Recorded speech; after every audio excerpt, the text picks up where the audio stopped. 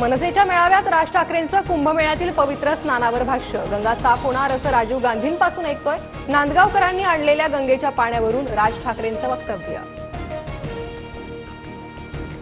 संतोष देशमुखांच्या हत्येच्या निषेधार्थ बारामतीत निषेध मोर्चा। खटला फास्ट ट्रॅक कोर्टात चालवण्यासह धनंजय मुंडेंच्या आमदारकीच्या राजीनाम्याची मागणी। बारामतीच्या निषेध मोर्चात युगेंद्र पवार सहभागी। देशमुखांच्या हत्येत दोषी असतील तर धनंजय मुंडेंनाही सहआरोपी करा, युगेंद्र पवारांची मागणी। बीडमधील काँग्रेसच्या सद्भावना पदयात्रेचा दुसरा दिवस। मस्साजोग ते बीड काँग्रेसची सद्भावना यात्रा सुरू।